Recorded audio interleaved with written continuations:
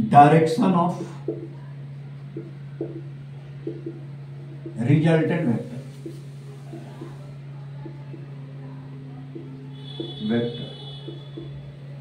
For two non zero vectors.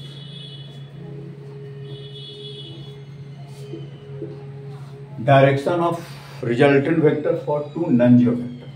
देखिए, दो vector अगर दिया हुआ है तो रिजल्टेंट का डायरेक्शन कैसे फाइंड करेंगे, इसको समझ लीजिए। Clear? This vector is A vector and this vector is b vector. Tail to tail, angle between both vector is theta. अब रिजल्टेंट का डायरेक्शन हमें फाइंड करना है, तो सबसे पहले दो वेक्टर के रिजल्टेंट को आप ट्रायंगल लॉ से, ज्योमेट्री से रिप्रेजेंट कर ले। कैसे रिप्रेजेंट कीजिएगा रिजल्टेंट को? ट्रायंगल लॉ से। तो फर्स्ट वेक्टर के हेड से सेकंड वेक्टर का टेल उठा के रख देंगे स्लाइड पे आगे। फर्स्ट के हेड से सेकंड का टेल, और पहला का टेल से दूसरा का हेड मिला दीजिए, तो ये दो वेक्टर का क्या कहलाएगा? रिजल्टेंट कहलाएगा। This vector is A vector and this vector is B vector. ये आपका क्लियर कर, a प्लस B equal to R. Clear? First के हेड से सेकंड का टेल, पहला का टेल से दूसरा। अब ये रिजल्टेंट ए वेक्टर के साथ एंगल फॉर्म कर रहा है अल्फा, और बी वेक्टर के साथ एंगल बना रहा है बीटा। ए बन रहा है रिजल्टेंट ए के साथ एंगल इस सेंस से बना रहा है, रिजल्टेंट बी के साथ एंगल इस सेंस में बना रहा है। तो हम लोग अल्फा कैसे फाइंड करेंगे? तो इसके लिए तो आगे बढ़ा लीजिए और यहां से इस पर परपेंडिकुलर फाइंड कर लीजिए। This vector parallel to this vector, इसको स्लाइड करके यहां रखा है। फर्स्ट का हेड, सेकंड का टेल। फर्स्ट वेक्टर का टेल से सेकंड वेक्टर को हेड को मिलाने वाला लाइन, मिलाने वाला वेक्टर, इन दोनों का रिजल्टेंट कहलाएगा। तो अब जो है ये एंगल क्या हो जाएगा? Theta. This length take x and this length O A B. अब आप यहां से इस ट्रायंगल, राइट एंगल ट्रायंगल से आप एक्स फाइंड कर ले, तो cos theta in triangle A N C, cos theta base upon 90 के सामने hypotenuse, x equal to mod of B sine theta perpendicular 90 के सामने हाइपोटेनस। तो क्या लिख सकते हैं? y equal to mod of B. Correct? इस तरह से हम लोग सबसे पहले x और y का वैल्यू निकाल लेंगे। अब हम लोग क्या लिखेंगे? In triangle O N C में, किसमें? ओ एन सी, यह एक राइट एंगल ट्रायंगल है। इस राइट एंगल ट्रायंगल में अल्फा अगर फाइंड कर लेते हैं तो रिजल्टेंट का डायरेक्शन ए के साथ बता सकते हैं। बीटा अगर फाइंड कर लेते हैं रिजल्टेंट का डायरेक्शन बी के साथ बता सकते हैं। क्या? तो पहले अल्फा फाइंड कर लेते हैं। tan अल्फा इक्वल टू, बड़ा सा ट्रायंगल है, perpendicular upon base O A plus tan alpha equal to right perpendicular upon इस एरो लेंथ ए वेक्टर का मैग्नीट्यूड, दिस लेंथ, तो tan alpha equal to right 20 sine theta upon mod of A plus mod of B cos theta. अब जो है यहां से क्या करेंगे, अब एरो हटा देंगे तो मॉड हट जाएगा। tan alpha equal to B sine theta equal to A plus, simply ऐसे लिख सकते हैं, alpha equal to tan inverse B sine theta upon A plus B cos theta. इस तरह से आप रिजल्टेंट का डायरेक्शन फाइंड कर सकते हैं, किसके साथ, ए वेक्टर के साथ। अब याद कैसे रखना है, tan अल्फा ए के साथ एंगल बन रहा है तो साइन कॉस का टर्म बी के साथ आएगा, ऊपर में बी साइन थीटा, नीचे में A plus B cos theta. Alpha पहले समझ लीजिए, ये अल्फा जो एंगल बन रहा है किसके साथ बन रहा है, ए के साथ बन रहा है। तो साइन कॉस का टर्म दो वेक्टर के बीच का एंगल थीटा है, तो ये साइन कॉस का जो टर्म है दूसरा वेक्टर बी के साथ आएगा, ऊपर में आएगा बी साइन थीटा, नीचे में आएगा ए प्लस बी कॉस थीटा। इसी तरह से बीटा भी आप लिख सकते हैं। देखिए बीटा कैसे आप लिख सकते हैं, बीटा एंगल को इनवर्स के टर्म लिख सकते हैं, tan इनवर्स बीटा किसके साथ बन रहा है, रिजल्टेंट बी के साथ बीटा एंगल बना रहा है, तो साइन कॉस का टर्म किसके साथ आएगा, ए के साथ, A sine theta upon B plus A cos. इस तरह से आप बीटा भी क्या कर सकते हैं, फाइंड कर सकते हैं।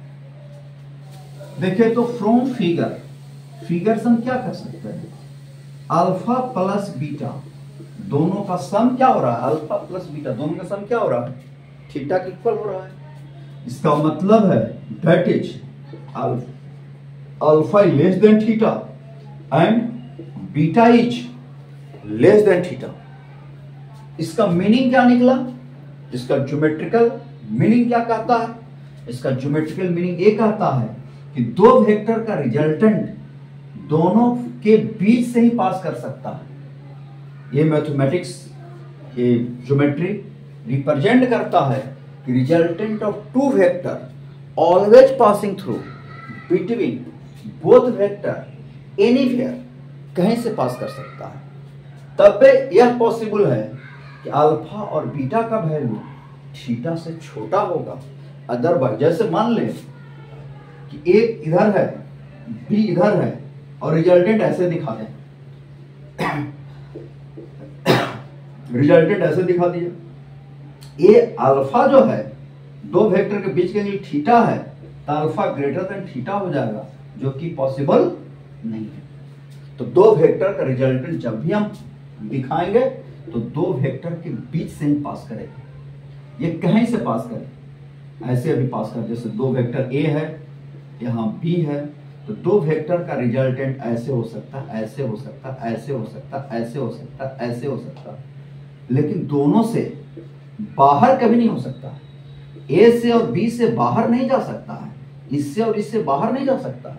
हाँ, मोर इंक्लाइंडेड टुवर्ड्स बी हो सकता है, मोर इंक्लाइंडेड टुवर्ड्स ए हो सकता है, मिडिल से पास कर सकता है, बीचों बीच पास कर सकता है, ज्यादा झुकाव ए की तरफ हो सकता है, ज्यादा झुकाव बी की तरफ हो सकता है, बीचों बीच पास कर सकता है, लेकिन दोनों से बाहर कभी नहीं जाएगा दो वेक्टर का रिजल्ट। ये आपको रिप्रेजेंट करता है मैथमेटिक्स, इसको आप समझ कर रखिए।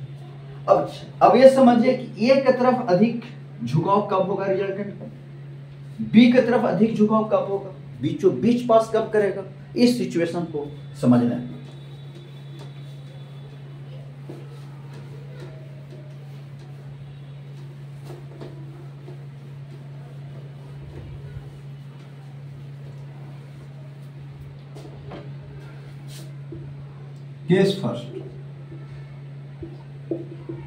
केस फर्स्ट क्या कहता है, ए वेक्टर का मैग्नीट्यूड, इफ ए वेक्टर का मैग्नीट्यूड बड़ा है किससे, बी वेक्टर के मैग्नीट्यूड से। इसका मतलब इस एरो का लेंथ जो होगा बड़ा होगा और इस एरो का लेंथ जो होगा वह छोटा होगा। Arrow length represent magnitude of vector, आप पढ़ चुके हैं। इस एरो की लंबाई ज्यादा, इसका मतलब ए का मैग्नीट्यूड ज्यादा है इस एरो का लंबाई कम है, इसका मतलब बी का मैग्नीट्यूड कम है। इसको उठा के आप यहाँ रख दीजिए। तो फर्स्ट के हेड से सेकंड का टेल और इसका टेल से इसका हेड मिला दीजिए। Resultant equal to A vector plus B vector. ये दो वेक्टर क्या हो गया?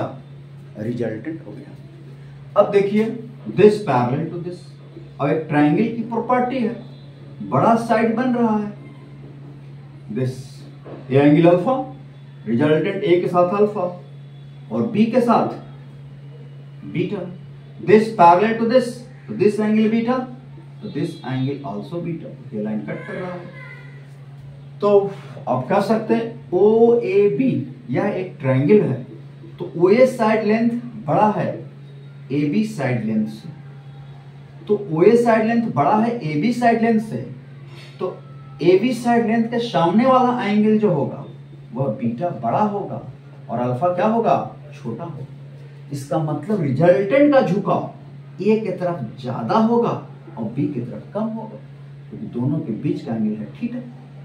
तो ए की तरफ ज्यादा, इसका मतलब है ए का मैग्नीट्यूड ज्यादा होगा, तो रिजल्टेंट का झुकाव ए की तरफ ज्यादा होगा, तो अल्फा घट जाएगा और बीटा बढ़ जाएगा। तो resultant is more inclined towards the strong vector. Strong vector का मतलब क्या है? Magnitude of A vector is greater than magnitude of B vector. जैसे मान लो यह एक बॉडी है, 10 न्यूटन का फोर्स राइट लगा रहे हैं, 4 न्यूटन का फोर्स लेफ्ट लगा रहे हैं, तो ऑब्वियस है रिजल्टेंट जब भी होगा तो 10 न्यूटन के साइड होगा, ना कि 4 न्यूटन। रिजल्टेंट का झुकाव किधर की तरफ होगा? 10 न्यूटन की तरफ होगा। Resultant more inclined towards the strong vector. Clear?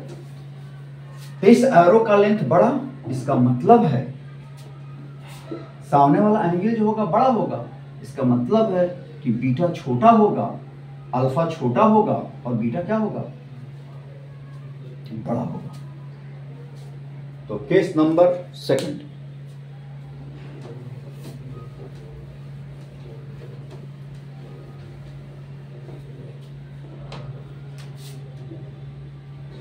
Case number second, if A vector magnitude less than B vector magnitude, ये भी हो सकता है।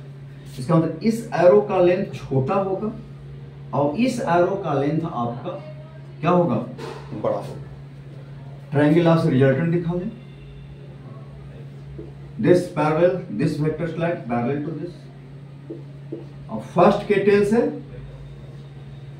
Resultant vector is A vector plus B. This angle is alpha and this angle is beta. अब ये beta है तो ये भी क्या हो जाएगा? बीटा हो जाएगा। क्लियर? ओ ए हेयर, ओ एरो का लेंथ जो है वह छोटा है ए बी एरो के लेंथ से। इस ट्रायंगल में ए बी ओ एरो का लेंथ छोटा है ए बी एरो के लेंथ से। तब क्या होगा? दिस इंप्लाइज बड़ा साइड से सामने का एंगल बड़ा, अल्फा ग्रेटर देन बीटा। इस बार क्या हो गया कि बीटा छोटा हो गया, इसका रिजल्टेंट का झुकाव किधर की ओर हो गया? स्ट्रॉन्ग वेक्टर बी वेक्टर की ओर हो गया। तो resultant always inclined towards the strong vector, more inclined towards the strong vector. इसका मतलब है बीटा छोटा हो गया और अल्फा क्या हो गया? बड़ा हो गया। तो रिजल्टेंट जो है बी की तरफ आपका शिफ्ट कर जाएगा, रिजल्टेंट का झुकाव बी की तरफ होगा। क्लियर? और third number situation, case third, case third, if A vector का magnitude greater than, sorry, A vector magnitude equal to B vector magnitude, दोनों का मैग्नीट्यूड अगर सेम है, this is the important condition, A and this vector is B, दोनों arrow length equal है। अब इसको भाग यहां रखेंगे, ट्रायंगल लॉ से रिजल्टेंट दिखाएंगे, and this is the resultant of both vector. This angle is the alpha and this angle is the beta. This vector parallel to this angle also beta.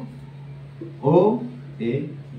इस बार this arrow length and this arrow length is same because ये vector magnitude of P vector are equal. Arrow length O A equal to this arrow length, दोनों arrow length same है, so O A length equal to A B length. तो this implies this triangle, तो base के साथ जो बनता हुआ angle क्या होगा, alpha equal to beta. Angle between both vector is theta. Angle between both vector is theta, alpha plus beta equal to this implies 2 alpha equal to theta. इसलिए right alpha equal to theta by 2 और alpha equal to beta equal to theta by 2।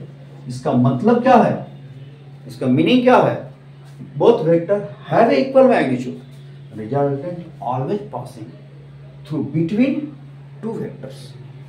ये angle bisect करते हुए resultant पास कर जाएगा। कब, जब दोनों का मैग्नीट्यूड सेम रहेगा। जैसे मान लिया जाए एक बॉडी पर 2 न्यूटन फोर्स इधर लगा रहे हैं और 2 न्यूटन आप इधर लगा रहे हैं, एंगल 60 डिग्री है, तो रिजल्टेंट बीच से पास कर जाएगा। रिजल्टेंट बीचों बीच, इसका मतलब half of the 60 degree, resultant 30 degree from this force and 30 degree also from this force. दोनों से इक्वली इंक्लाइंडेड होगा। ए का इंक्लाइनेशन, ए से इंक्लाइनेशन और बी से इंक्लाइनेशन क्या हो जाएगा, सेम हो जाएगा। Resultant is equally inclined from A vector and from B vector. तो इस तरह से हम लोग एनालिसिस कर सकते हैं डायरेक्शन ऑफ रिजल्टेंट वेक्टर का। किसके लिए, 2 वेक्टर के लिए। तो इस तरह का वीडियो आपको अगर अच्छा लगता है तो इस तरह के चैनल को लाइक और सब्सक्राइब जरूर करें, जिससे कि इस तरह का वीडियो डायरेक्ट आपके पास पहुंचे और फिजिक्स में तोड़ फोड़ करके आए। फिजिक्स को सही सीखने का मौका, सही कंसेप्ट डेवलप करने का मौका इसी चैनल पे है। क्लियर।